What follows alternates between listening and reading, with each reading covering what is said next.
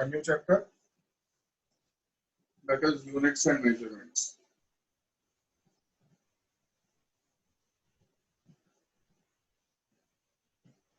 Okay, units and measurements.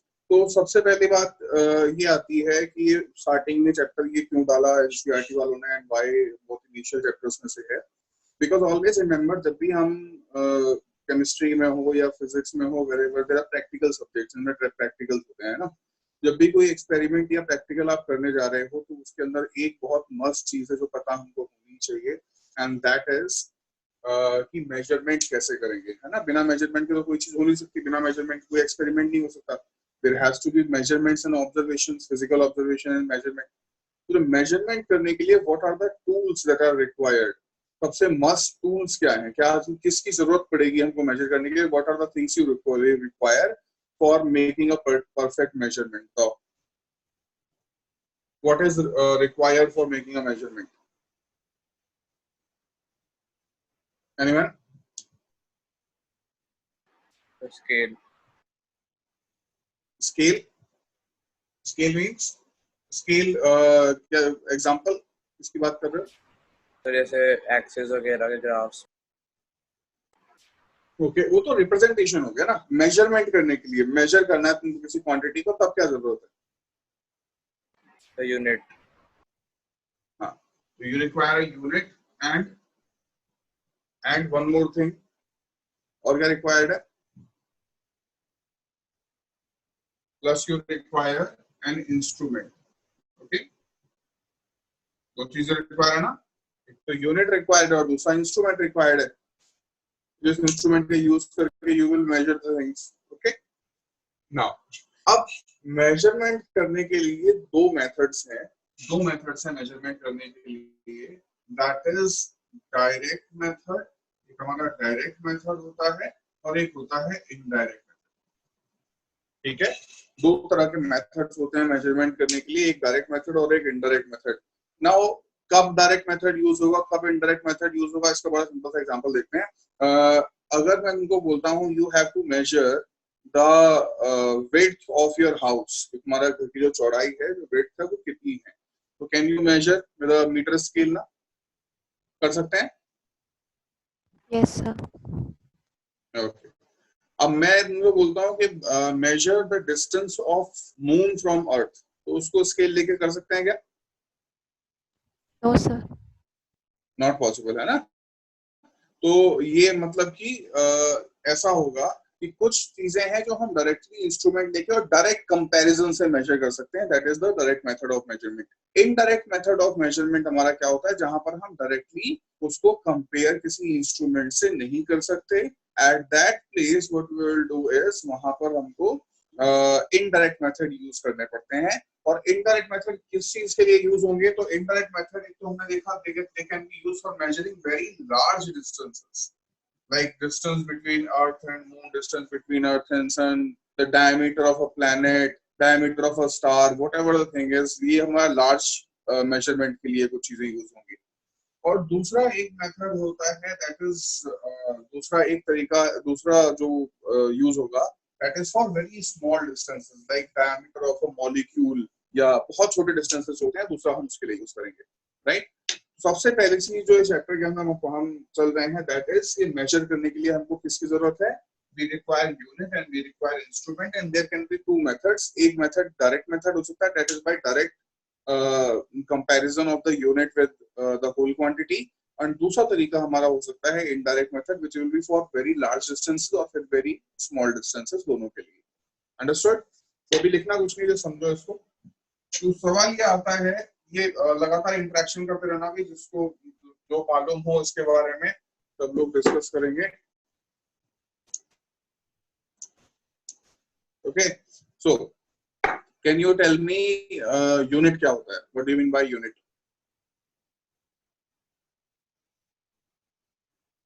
What do you mean by unit? A specified measured quantity. Process to measure quantity? नहीं, specified measured quantity. अच्छा, और कोई बताओ भाई unit?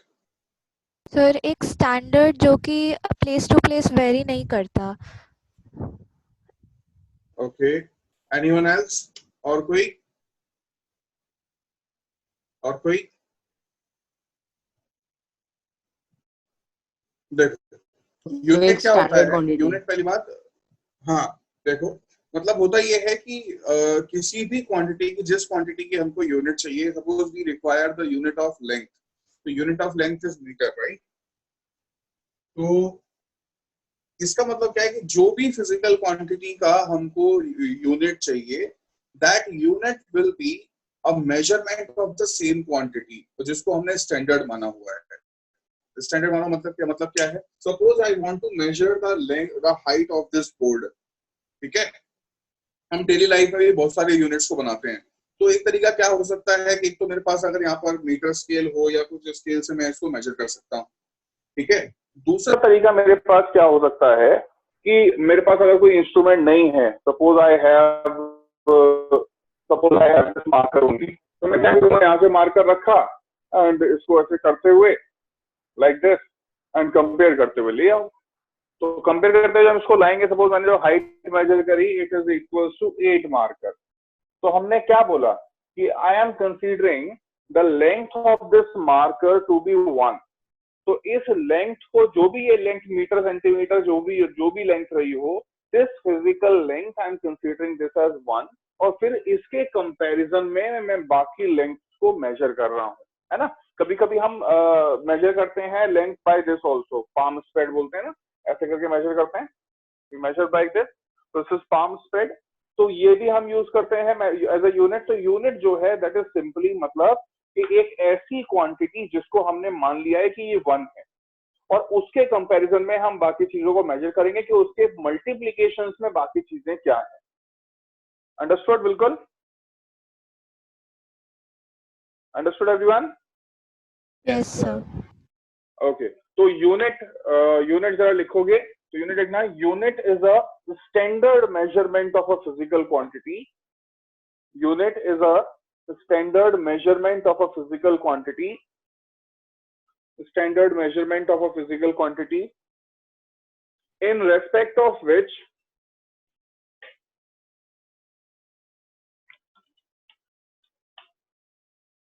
Sir repeat कर दीजिए। The unit is a unit is the standard measurement of a standard measurement of a physical quantity. Standard measurement of a physical quantity in respect of which other measurements of the same physical quantity are done. In respect of which other measurements of the same physical quantity are done या are made, इसी बात है। तो फिर other physical quantities, मतलब same physical quantity के other measurements को हम उसके कंपैरिजन में करते हैं, that is our unit. Okay, now units are of 2 types. Units जो हैं वो 2 तरह की होती हैं। कौन कौन सी? One we have fundamental unit, and the other we have derived units। एक है हमारे पास फंडामेंटल यूनिट और एक है डिराइव्ड यूनिट। अब फंडामेंटल यूनिट क्या है? तो फंडामेंटल यूनिट वो 7 बेसिक फिजिकल क्वांटिटीज हैं जिनकी यूनिट्स को हम फंडामेंटल यूनिट्स बोलते हैं। 7 फंडामेंटल क्वांटिटीज होती है। अब सवाल है कि ये 7 ही क्यों हैं, और सिर्फ यही 7 क्यों है, कोई और क्यों नहीं है? मान लो 7 क्वांटिटीज के अगर मुझे ग्रुप बनाना है, तो why these 7 quantities only, why not some other quantities? तो उसका रीजन सिंपल सी बात ये है कि जिन लोगों को ये फिजिकल क्वांटिटीज की यूनिट बनानी थी उन्होंने यही बनाई। और किन लोगों को कौन बनाता है units? The units are made by an organisation जिसको हम बोलते हैं international conference for weights and measurement, ठीक है, ICWM। So they are the people who make units, okay, and this is located in इनका हेडक्वार्टर जो है जहां पर ये लोकेटेड है organisation, that is in Paris. Understood? तो ये लोग बनाते हैं यूनिट्स। तो उन्होंने डिसाइड किया कि 7 फंडामेंटल क्वांटिटीज हम रखेंगे और उनकी 7 फंडामेंटल यूनिट्स होंगी, और इन 7 फंडामेंटल क्वांटिटीज या यूनिट्स के कॉम्बिनेशन से ही हमारी बाकी की जो बनती है unit, they are known as derived units. जैसे metre and second both are fundamental quantities. तो इनसे कॉम्बिनेशन से जो बना metre per second, this is a derived unit. Now kilogram, metre and second, all of the three are fundamental, but इनके combination से जो बना that is kilogram metre per second square, ये क्या हो गया हमारा, this is the derived unit. तो फंडामेंटल यूनिट्स के कॉम्बिनेशन से डिराइव्ड यूनिट्स बनती हैं। Is it clear? Clear everyone? Yes, sir. Yes, sir. Okay. Yes, sir. तो कितनी फंडामेंटल क्वांटिटीज है और कितनी यूनिट्स है? तो दे आर 7 इन नंबर। तो इसको जरा हम लिख लेंगे, कर लेंगे फंडामेंटल क्वांटिटीज। तो लिखना जरा, जस्ट नोट इट। पहले लिखना, फर्स्ट में यूनिट लिख लिया ना, टाइप्स ऑफ यूनिट्स हेडिंग डालना, heading will be types of units.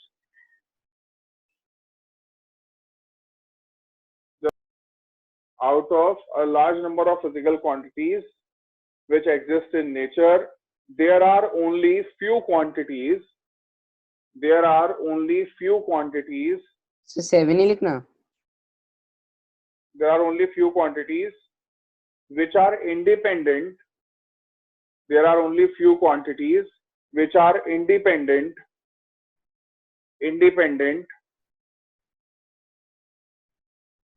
of all other quantities, independent of all other quantities, and do not require the help of, and do not require the help of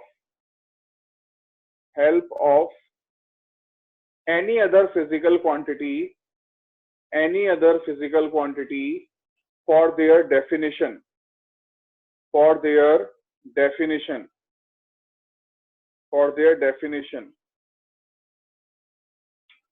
Understood? Full stop.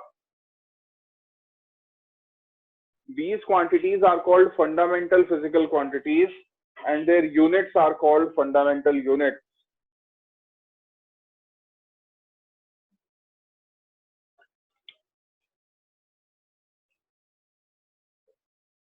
These quantities are called fundamental quantities and their units are called fundamental units. ये table बना लो. There are 7 fundamental quantities. Length, whose unit is meter, symbol is m. Mass, unit is kilogram and symbol is kg. Time, unit is second and symbol is this. Temperature, ये Kelvin जो है capital K होगा, ये इन्होंने इसमें small k लिख दिया ये. This is capital K, okay.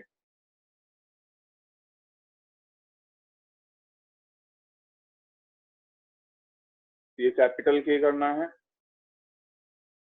उसके बाद एम्पियर, करंट की यूनिट है ampere. Luminous intensity is candela. अब ये ल्यूमिनस इंटेंसिटी क्या होता है अभी समझाता हूँ, पहले जस्ट इसको नोट कर लो, then I will tell you कि ये क्या है. And amount of substance is मोल.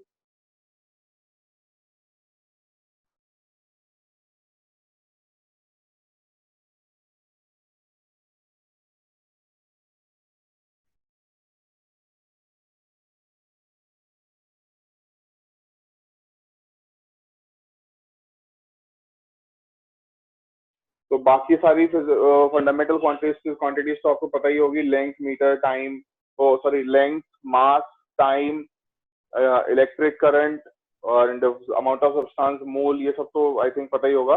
सिर्फ एक चीज डिफरेंट है, दैट इज ल्यूमिनस इंटेंसिटी. तो ल्यूमिनस इंटेंसिटी क्या होता है, बहुत ही सिंपली इसको समझ सकते हैं. This is the brightness of light. Brightness of light, ठीक है. ब्राइटनेस ऑफ लाइट कैसे, जैसे मान लो कोई हमारे पास लाइट का सोर्स है, जैसे ये मेरे पास एक बल्ब है, ठीक है. तो दिस इज अ बल्ब, और यहाँ से जब लाइट निकलेगी, मान लो यहाँ पर मैंने एक प्लेन शीट लगाई हुई है, तो जितना मैं इस शीट को दूर लेता जाऊंगा उतना इसके ऊपर लाइट की जो ब्राइटनेस है वो कम होती चली जाएगी ना. That brightness of light is luminous intensity. Okay, understood? Yes, sir. तो वो हमारा ल्यूमिनस इंटेंसिटी होता है, राइट. तो फंडामेंटल क्वांटिटीज डन. इसके बाद में हम इसे एक चीज और देखना एक मैं तुमको एक चीज दिखा रहा हूँ, जस्ट लुक एट दिस। हमारे एनसीईआरटी में ये चीज है, ठीक है। तो ये वाली एक टेबल दी हुई है। इस टेबल के अंदर ना ये तो यहाँ पर ये चीज मेंशन्ड है, if you read this, the values mentioned here need not to be asked or need not to be remembered or asked in test. They are only given here to indicate the extent of accuracy to which they are measured. With progress in technology, the measuring technique get improved, leading to measurement with greater precision. The definition of these basic units are revised to keep up with this progress. तो मतलब कि ये है कि जो ऊपर वाला जो ये टेबल गिवन है, in this table you just have to do this much, तो जितना मैंने तुमको लिखवाया है बस वही करने की जरूरत है। एंड ये वाला जो है बाकी वाला portion, this you are not required to learn, इसको याद नहीं करना है। पिछले साल भी यही हुआ था, बाद में न्यूज आ गई थी कि करना है लर्न, तरह से ऑप्शनल के साथ हुआ था। ये वैल्यूज जो है ना, देखो ये इतनी ये वैल्यूज है, 9192631770, ये वैल्यू है 1.299792458 सेकेंड। तो ये सब जो है एग्जाम में नहीं देते हैं। जब स्कूल हमारे खुल जाए तो एक बार उनसे पूछ लेना, बिकॉज 11th का पूरा स्कूल के हाथ में होता है।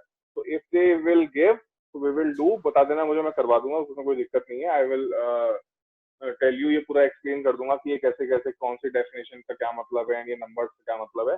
I will explain everything. फिलहाल के लिए इसमें टाइम वेस्ट करना आई डोंट थिंक, ये काफी बोरिंग भी हो जाएगा और टाइम वेस्ट करना जो है ठीक नहीं है। ठीक है, जब स्कूल खुल जाए एक बार पूछ लेना जिसके मैं दे रहे हो, तो अगर बोलते हैं कि दैट विल गिव, इसको याद करने की जरूरत है, तो फिर समझा दूंगा तो याद करने में आसानी हो जाएगी, राइट। बट फिलहाल के लिए जरूरत नहीं है, ओके, बिकॉज उन्होंने खुद ही लिखा हुआ है। और ये कभी कभी नहीं आता है, तुमसे एग्जैक्टली नहीं पूछेंगे कि कितनी वैल्यू है या डिफाइन दिस मच और डिफाइन दैट मच, वो जरूरत नहीं है। कुछ चीजों की पड़ेगी जो मैं कराता हूँ अभी, ठीक है। टेम्परेचर स्केल्स वगैरह की जरूरत पड़ती है तो वो हम कर लेंगे। यहाँ तक कोई डाउट भाई किसी को? क्लियर है ना ये बात, ये वाला? तो ये हो तो मुझे बता देना, फिलहाल जरूरत नहीं है। हाँ, तो नेक्स्ट डिराइव्ड क्वांटिटीज लिख लें। Right, derived quantities, all other physical quantities, all physical quantities other than fundamental, all physical quantities other than fundamental can be derived by suitable multiplication or division, can be derived by suitable multiplication or division of different powers of fundamental quantities, multiplication or division of different powers of fundamental quantities. These are therefore called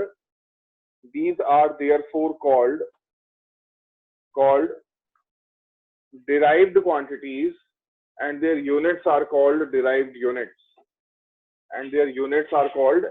derived units. Understood? Understood everyone?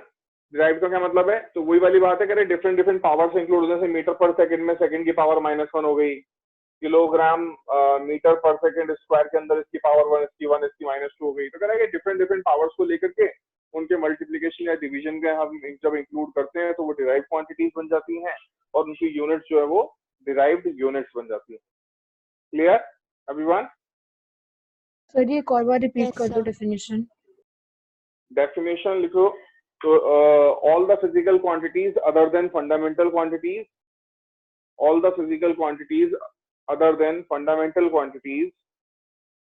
can be derived by physical quantity other than fundamental quantities can be derived by suitable multiplication or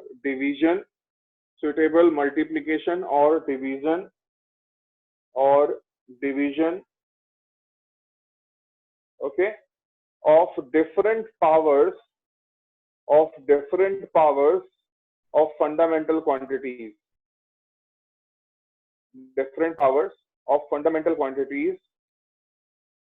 fundamental quantities, ठीक है। So they are called as derived quantities, and their units are called derived units, and their units are called derived units.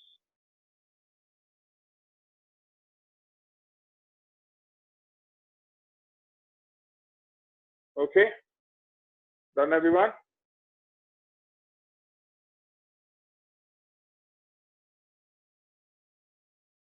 Done everyone? Okay. Yes. इसके बाद लिखना, इसके बाद आगे next लिखना, next is types of systems of units, या systems of unit लिख दो बस। तो सिस्टम ऑफ यूनिट,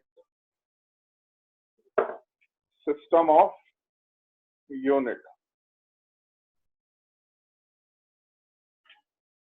ठीक है। सिस्टम ऑफ यूनिट, तो इसमें लिखना a complete set of unit, a complete set of unit both fundamental and derived, both fundamental and derived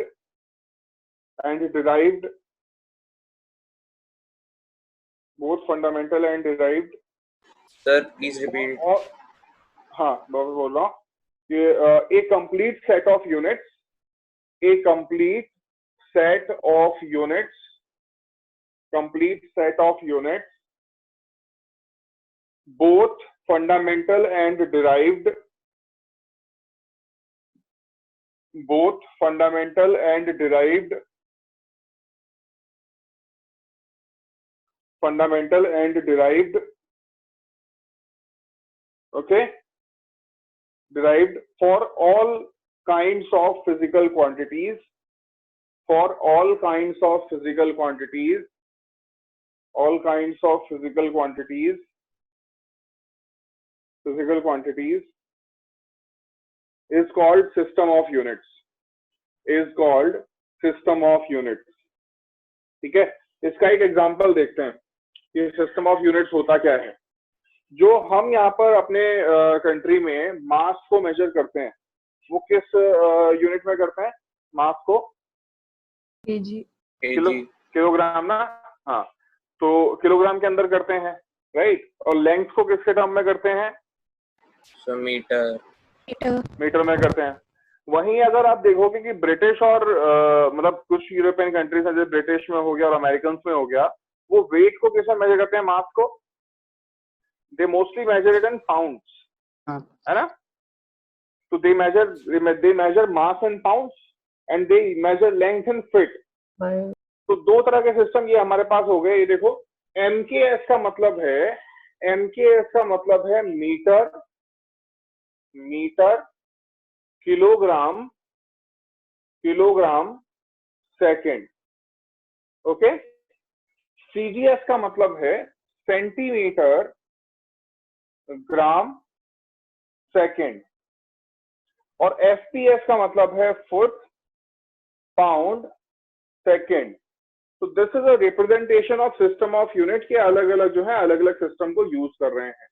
now बाद में आगे चल करके इस MKS के ही फर्दर डेवलपमेंट और मॉडिफिकेशन को एक नाम दे दिया किन्होंने? ICWM वालों ने एक नाम दे दिया, और वो नाम क्या दिया इसका? इसको हम ये बोलते हैं, तुम में से किसी के पास फ्रेंच थी? Yes sir. पढ़िए। Yes sir. Yes sir.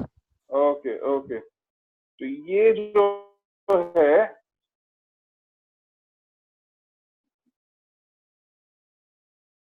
SI unit.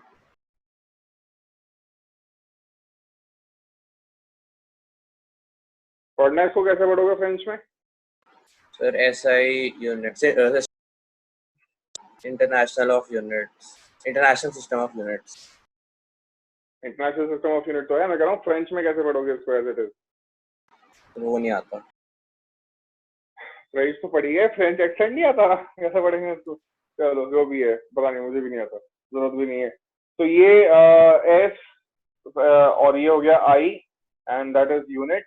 तो this is known as SI unit. आगे चल करके इस MKS वाले में कुछ फर्दर मॉडिफिकेशंस होंगे, एंड ये बन जाएगा हमारा, after some modifications in it, ये बन जाएगा हमारा SI unit, SI system. Understood? अब इसमें किसी को कोई डाउट हो तो पूछो। क्लियर है? तो हमारे पास काफी सारे डिफरेंट सिस्टम होते हैं और इंडिया में तो बहुत ज्यादा सिस्टम होते हैं। अलग अलग हिस्सों में चले जाओगे अलग अलग चीजें होंगी, जैसे कि हमारे यहाँ एरिया को मेजर करने के लिए कितनी सारी यूनिट्स होती हैं। हमारे यहाँ बीघा होता है, एकड़ होता है, ठीक है। अदर कंट्रीज में बाहर हेक्टेयर्स में, अमेरिकन कंट्री, अमेरिका में ज्यादातर हेक्टेयर्स में मेजर करते हैं, हमारे यहाँ एकड़ में, बीघा में, है ना। बहुत सारी अलग अलग यूनिट्स होती हैं। मासेस की भी अलग अलग यूनिट्स होती हैं हमारे यहाँ।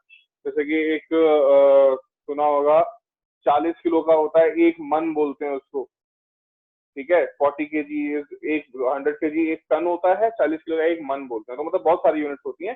तो system of units can be many, they can be क्या बोलते हैं वर्नैक्युलर टाइप, मतलब लोकल हो सकती हैं, या फिर स्टैंडर्ड हमारा इंटरनेशनल हो सकती है। तो इंटरनेशनल में ये आ गया, स्टैंडर्ड में, और ये सब हमारे कुछ बहुत सारी units, as many as you want, जितने मर्जी चाहो बना सकते हो। हमको सीखना इसमें क्या है? सीखना ये है कि how can you convert one system of unit into other and so on. So we will have to understand, you will have to learn the conversion of units. Okay, तो ये conversion of units हमको आगे सीखना है। पहले इसको note कर लो, then we will move on to next heading, conversion of units. Okay, इसके बाद next heading is conversion of units.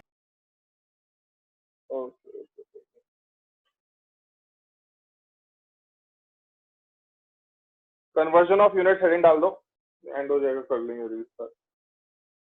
Conversion of units.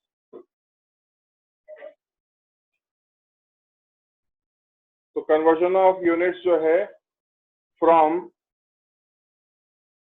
1 unit of a physical quantity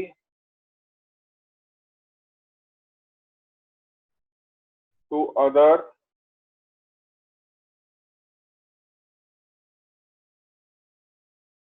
इसको जरा लिख लेना। तो एक हमारे पास मान लो बीच में तो क्वांटिटी है, दैट इज वी हैव, ये एक मैं एक्सेस बना रहा हूं। तो एक हमारे पास क्वांटिटी है दैट इज 1, जो कि हमारा स्टैंडर्ड एसआई यूनिट में क्वांटिटी होगी। जैसे कि फॉर एग्जांपल लेंथ के लिए we have metre and kilogram, gram and all, बहुत सारी हमारी क्वांटिटीज होती हैं। अब यहाँ पर हमको यूनिट्स को कन्वर्ट करना है, तो how do we convert these units, इसको 1 बाय 1 देखते हैं। तो दोनों तरफ चलेंगे, इधर भी और इधर भी, उल्टे तरफ भी, राइट। कैसे? अगर यहाँ पर होता है 10⁻⁻1, ओके, तो इसका नाम क्या होगा? 10⁻⁻1 इज कॉल्ड डेसी। 10⁻⁻2 इसको हम बोलते हैं सेंटी। 10⁻⁻3 is milli, right? 10⁻⁻6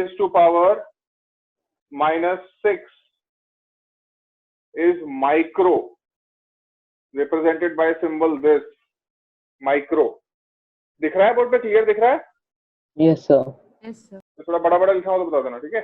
10⁻⁻6, उसके बाद आएगा 10⁻⁻9 which is known as nano, represented by n, okay। उसके बाद आएगा 10⁻⁻10, ये सिर्फ ये मोस्ट लेंथ के लिए यूज करते हैं, एंगस्ट्रॉम, ओनली लेंथ के लिए।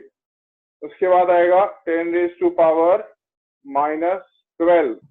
इसका नाम भी देता हूँ, this is angstrom. 10⁻⁻12 this is pico, ठीक है, पीको रिप्रेजेंटेड बाय पी। उसके बाद आएगा हमारा 10⁻⁻15, इसको बोलते हैं femto, femto, okay, represented by F only, smaller. तो ये तो बात हुई माइनस में। अब आते हैं प्लस की। तो प्लस के लिए क्या आएगा? 10⁻1 is Deka, 10⁻2 that is hecto, hecto। 10⁻3 kilo, 10⁻6 mega, Okay, 6 is mega. Then 10 raised to power 9 giga.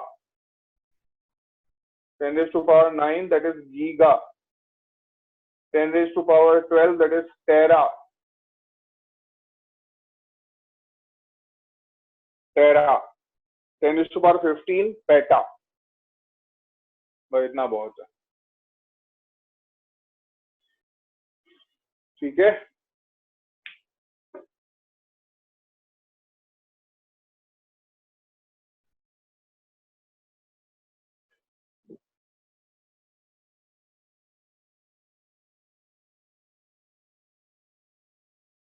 Angstrom is for length only, okay?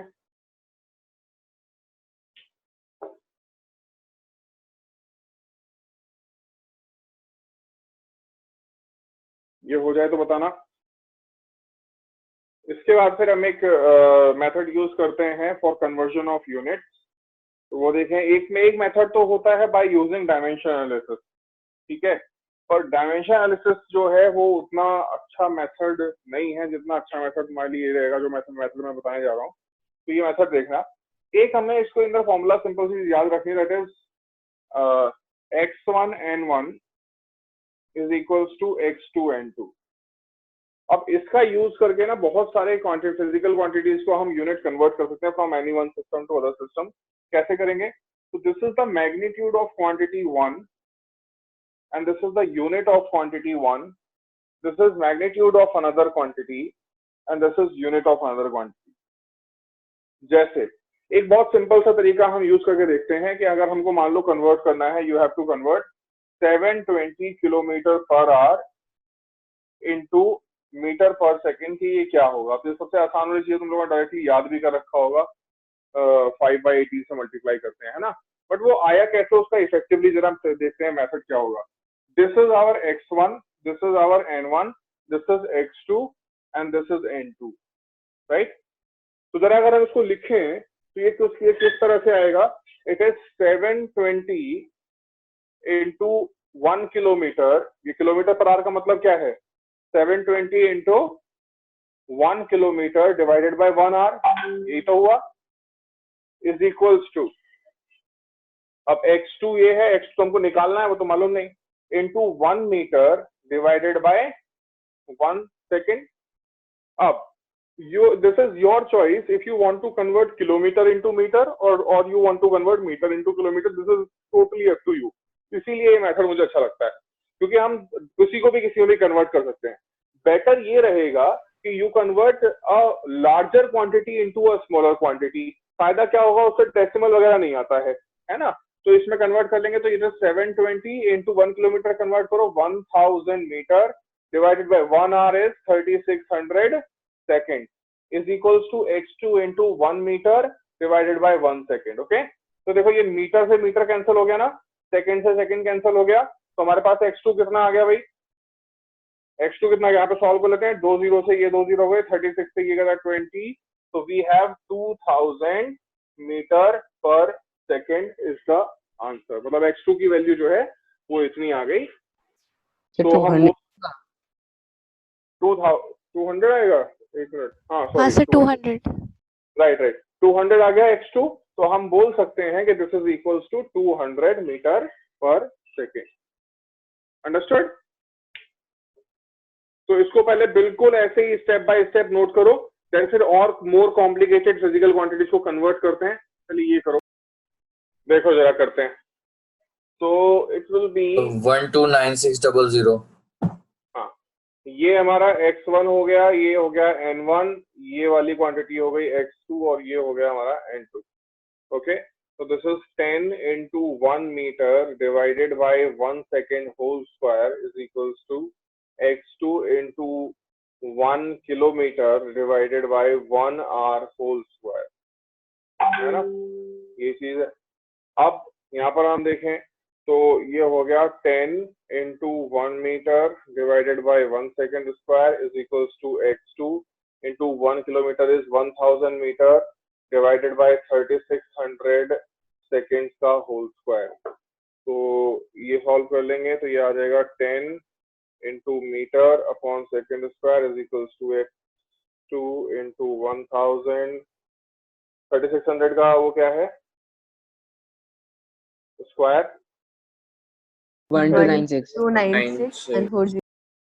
1296 and 4 zeros, right? Okay और यहाँ पर ये मीटर और ये सेकंड स्क्वायर, तो मीटर से metre cancel, second square cancel, ये 3 zero यहाँ पे कट गए, तो 1290, राइट? तो x2 हो गया 12900, राइट? बिल्कुल, तो ये यहाँ आ जाएगा। हाँ बोलो। सो 129600 आ रहा है। 129, अच्छा सॉरी 1296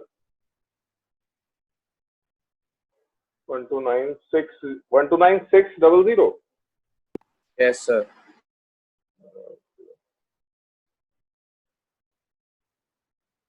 ओके, मेथड समझ आया ना कैसे करना है? Method clear? Let's try one more. एक ये वाला करना, 1 kilogram metre per second square is how much gram centimeter per second square? Do it.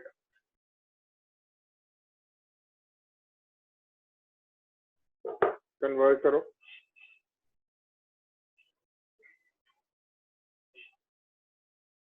Ten raised to the power 5. सबका यही आ रहा है भाई? Yes sir. एवरीवन? ओके, तो ये एक बात यहाँ पर देखना, कोई ऐसा जिसका नहीं आया, किसी का नहीं आया तो बता देना। एनीवन? ओके, तो ये जो kilogram metre per second square है, इसी को हम बोलते हैं this is 1 Newton.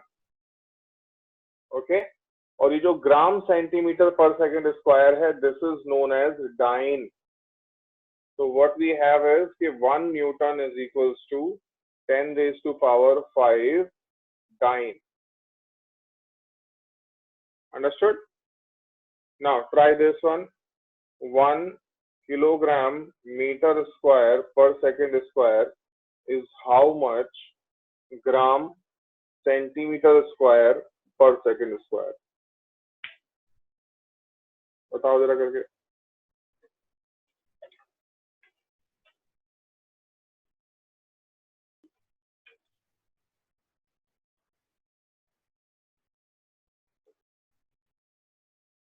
So 10 raised to the power 7. सबका ये आ रहा है? Yes, sir. 10 to the power 7। तो ये वाली जो क्वांटिटी है, this quantity is known as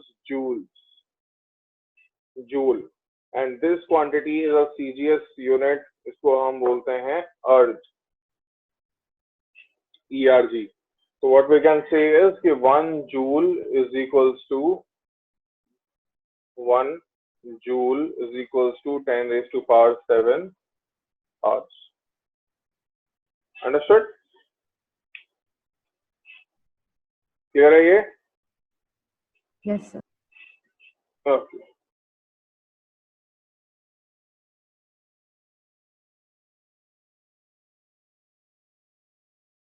six seven 10 raised to power minus 11 Newton meter square per kg square into how much will it be dyne centimeter square per gram square?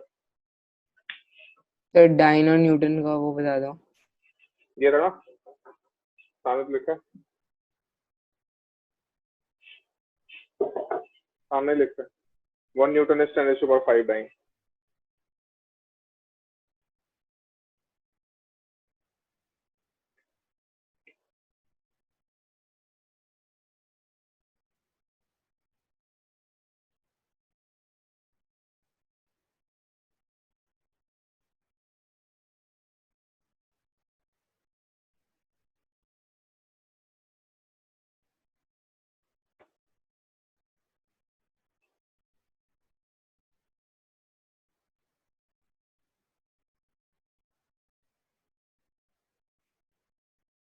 So 6.67 on 10 raised to a minus 10.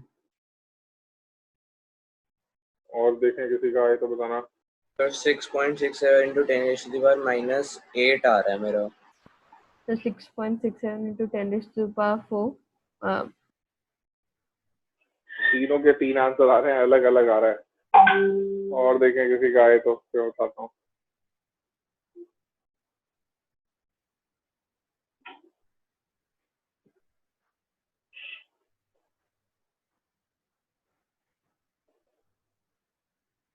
Sir, 6.67 into 10 raised to the power minus 10. -10 यही तो बोला था. नहीं, गड़बड़ है अभी. So minus 2. -8. So minus 4. minus It 12 is आ रहा है सर. -12 ना. Answer is -8. -8. देखो कैसे तो समझते हैं. तो ये था हमारा 6.67 10 raised to power -11.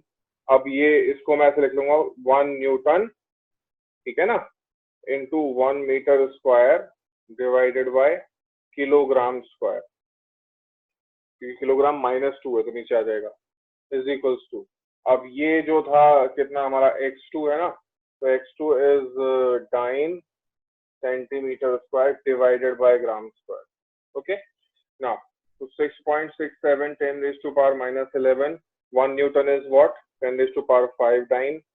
1 meter square is what? 100 centimeter whole square divided by kilogram square is 1000 gram whole square is equals to x2 9 centimeter square upon gram square. Okay. So what is this? 6.67 10 raised to power -11. 8 है. हाँ 8 है. 10 raised to power 5 9. इसको हम लिख सकते हैं ना 10 raised to power 4 centimetre square, और नीचे लिख सकते हैं 10 raised to power 6 gram square. Okay and this is x2 into 9 centimetre square पर ग्राम स्क्वायर. तो 9 से 9 गया, सेंटीमीटर स्क्वायर, ग्राम स्क्वायर से gram square. Now what happens is कि यहाँ पर क्या बचेगा? 5 and 4 9, 9 minus 6 3 है ना, तो 10 raised to power 3 बचेगा. तो कितना हो गया ये?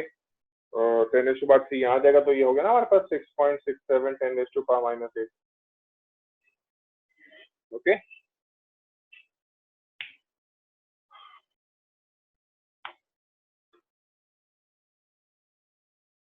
यूनिट कन्वर्जन हो जाएगा अब, या और एक आध एग्जांपल करवाने की जरूरत है? बताओ.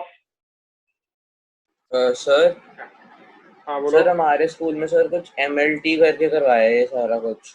वो बाद में करेंगे, वो उसको डायमेंशन एनालिसिस बोलते हैं. डायमेंशन एनालिसिस करेंगे, वो बाद में आएगा. तो सबसे लास्ट टॉपिक्स में से है, ठीक है. Okay sir. पर MLT वाला मेथड जो है ना, उसमें दिक्कत क्या है बताता हूँ. उसमें दिक्कत ये है, जैसे यहाँ पर ये जो क्वांटिटी थी, अब ये तुमको सीधे सीधे यहाँ पे दिख रही है. वहां पर उस मेथड में तुमको पहले इसको MLT फॉर्म में कन्वर्ट करना पड़ेगा, and then you will convert the unit. अगर डायरेक्टली हम ये वाला मेथड लगा दें तो हमें MLT की जरूरत नहीं, हम किसी भी क्वांटिटी को कन्वर्ट कर सकते हैं, है ना. हाँ, तो अभी इसका और भी मैं मेथड सिखा दूंगा फर्दर. फाइंड दिन कुछ क्वेश्चंस करेंगे तो उसमें और कुछ अलग अलग टाइप का अगर देख लेंगे, ठीक है. फिलहाल के लिए नेक्स्ट आता है मेजरमेंट ऑफ एंगल.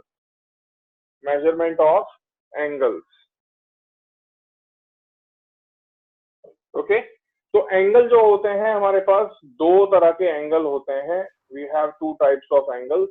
एक एंगल होता है हमारा प्लेन एंगल और एक होता है सॉलिड एंगल. एक होता है प्लेन एंगल और एक होता है सॉलिड एंगल. ओके, अब प्लेन एंगल क्या है इसको समझते हैं.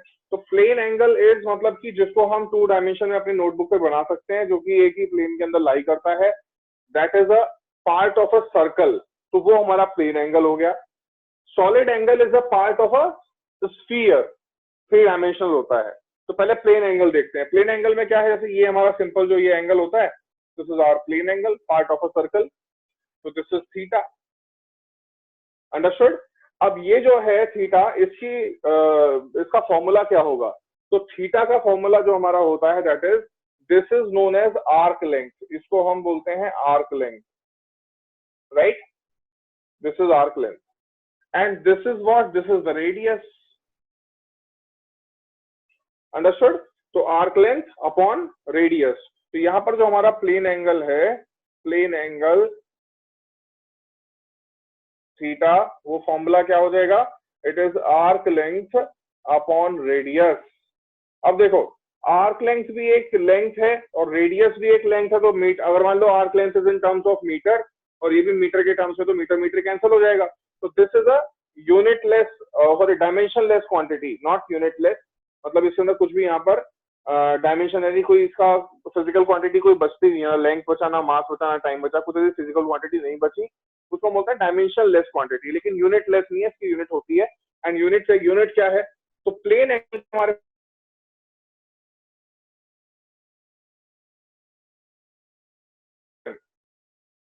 दो तरह की यूनिट्स होती हैं। अंडरस्टूड? अब ये दोनों होती क्या है, कैसे कन्वर्ट करते हैं, ये अभी देखते हैं। पहले हम समझ लेते हैं कि सॉलिड एंगल क्या होता है। तो solid angle is a part of a sphere. तो अगर मैं एक स्फीयर में से एक कोनिकल सेक्शन टाइप अगर मैं निकाल लूं काट करके, तो it is the solid angle. कुछ ऐसे एक पार्ट वहां से निकाल लिया type of a conical type बना करके, and this is the solid angle. ये बात समझ आई? ये बात क्लियर है भाई? Yes, sir. This is the solid angle. इसको तुम्हारे एनसीईआरटी में जो दिखा रखा है, it is by D omega. D omega, तो ये डी ओमेगा या ओमेगा से दिखा लो या any symbol you can use. तो दैट विल बी, अगर ये एरिया जो है ये डीए है एंड दिस इज आर, तो ये कह रहे हैं कि हमारा जो डी ओमेगा है it will be DA upon R square. तो देखो एरिया की यूनिट मीटर स्क्वायर और ये भी मीटर स्क्वायर हो जाएगा, तो ये कैंसिल। तो यह हमारा सॉलिड एंगल भी कैसा होता है, ये भी यूनिट, ये भी हमारा डायमेंशन लेस है, लेकिन यूनिट इसकी भी होती है, इसकी यूनिट होती है हमारी स्टेरेडियन।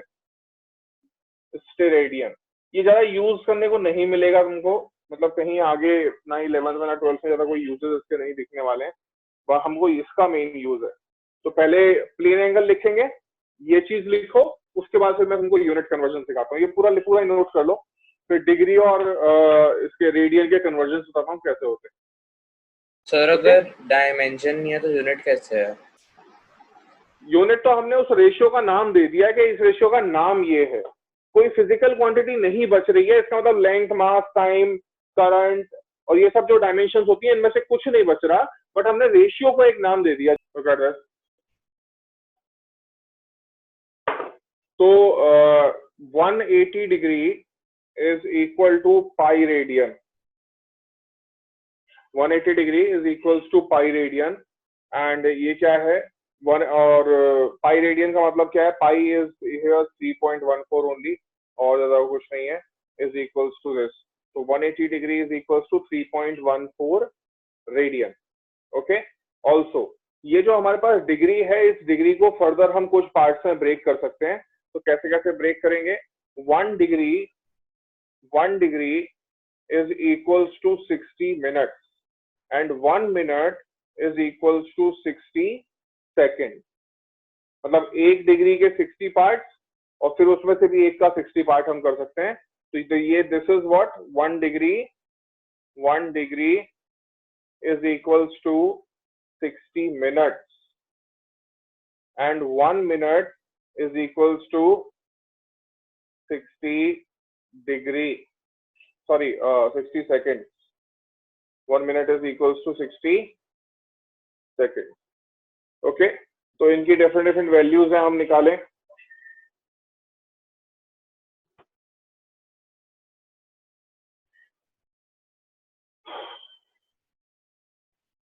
देखो, तो यहाँ पर क्या आ जाएगा, लुक एट दिस।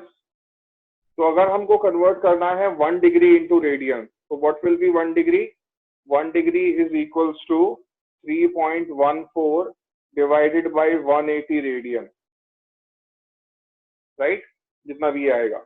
उसके बाद हमको कैलकुलेट करना है कि 1 मिनट कितना होगा। तो 1 minute is 1 degree by 60, that means 3.14 divided by 180 into 60 radian. Understood है? और 1 second is equals to 1 minute upon 60, that means 3.14 divided by 180 into 60 radian. इनको सॉल्व करके इनकी वैल्यूज लिख लेंगे हम। ये कन्वर्जन समझ आया कि नहीं? ये कन्वर्जन समझ आया कि नहीं? सर एक बार दोबारा बता दो। हाँ एक बार दोबारा एक्सप्लेन कर दीजिए देखो सर। देखो देखो देखो देखो यहाँ पर हमारा क्या था कि 180 degree is equals to 3.14 radian ना, यहाँ पर ध्यान दो। तो यहाँ से 1 डिग्री करेंगे तो कितना आएगा, 3.14 डिवाइडेड बाय 180, तो वो तो ये हो गया। अंडरस्टूड। उसके बाद सेकंड वाले में क्या था, 1 minute is equals to 1 degree upon 60, क्योंकि यहाँ पर हमने देखा था कि 1 degree is equals to 60 minute. तो 1 मिनट कितना होगा, 1 डिग्री अपॉन 60। तो 1 डिग्री अपॉन 60 क्या, 1 डिग्री कितना था, 1 डिग्री वॉज दिस, तो इसका डिवाइडेड बाय 60, ये हो गया। उसके बाद यहाँ पर देखो 1 minute is equals to 60 second, तो 1 सेकंड कितना होगा, 1 मिनट अपॉन 60। तो यहाँ पर 1 second is equals to 1 minute upon 60, that means ये तो हो गया हमारा 1 मिनट, ये वाला, उसको हमने 60 से और डिवाइड कर दिया है। तो यस सर। हो गया। Yes, sir. Yes sir. Okay right, तो ये हमारा यहाँ पर हो जाता है। अच्छा ये डिग्री और उसका वो किसका क्वेश्चन था ये, कि वो साइन क्यों करा हुआ है?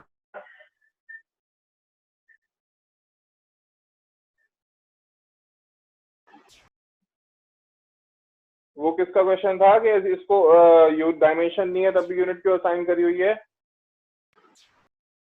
तो मेरा हाँ गणेश।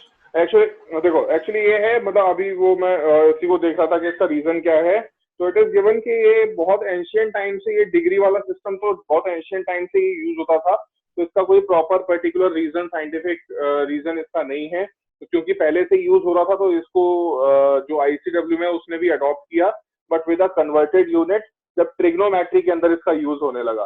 तो ट्रिग्नोमेट्रिक फंक्शंस में ये 60 ये डिग्री में भी यूज होता है और रेडियन में भी यूज होता है, ठीक है। तो उसका कोई प्रॉपर रीजन गिवन नहीं है, क्योंकि बहुत एंशियंट टाइम से degree as a unit use करते थे। जो हमारे ज्यादातर ये यूज करते थे सेलर लोग, कि कितना डिग्री डायरेक्शन है एंड ऑल, तो उसके लिए इसको यूज करते थे, ठीक है। तो इसलिए उन्होंने इसको अडॉप्ट कर लिया। There is no such scientific reason कि इसको हमने यूनिट क्यों लिया है, ठीक है। Okay sir. हाँ ये डन, ये डन भाई, ये हो गया। तो दिस इज आवर एंगल। इसके बाद हम हेडिंग डालेंगे measurement of large distances, measurement of large distances. तो इसको बस सीख लेते हैं अभी फिलहाल, इसको बस अभी देख लेते हैं कि ये क्या होता है, क्यों होता है। And measurement of large distances लिखेंगे इसको नेक्स्ट क्लास में। मेजरमेंट ऑफ लार्ज डिस्टेंसेस जो हम करते हैं, this is done by an special method which is known as parallax. किसी को मालूम है पैरालैक्स मेथड क्या होता है? एनीवन? किसी को मालूम है पैरालैक्स मेथड क्या होता है? पैरालैक्स का एरर होता है सर। हाँ मतलब पैरालैक्स एरर क्या होता है, बताओ। Parallax, what do you mean bye parallax? Sir की जो आई का एंगल होता है देखने के लिए, जो मेजर कर रहे हैं किसी स्केल से, हाँ तो वो करेक्ट एंगल पे होना चाहिए। मतलब इसमें ये है, लाइक अगर तुम ना पेन अपने आईज के सामने रखोगे और यू लुक एट, अगर एक आंख बंद करके देखोगे तो कहीं और दिखाई देगा, दूसरी आंख बंद देखोगे कहीं और दिखाई देगा। तो shift in the position of this pen, और उसी शिफ्ट इन पोजीशन को, जो हमको शिफ्ट इन पोजीशन मिलेगा, that is known as parallax. और वो डिस्टेंस कितना होता है जो शिफ्ट आएगा, व्हाट इज दैट डिस्टेंस?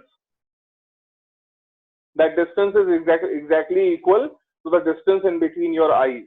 तो जब एक आंख ऐसे सामने रखेंगे और एक आंख बंद करके पहले इसको देखेंगे, फिर दूसरी आंख बंद करके देखेंगे इसको, एक आंख से देखना है, तो जो शिफ्ट इन पोजीशन हमको इसकी पोजीशन में शिफ्ट मिलेगा, that is equal to the distance between the eyes, ठीक है। इसको हम पैरालैक्स बोलते हैं।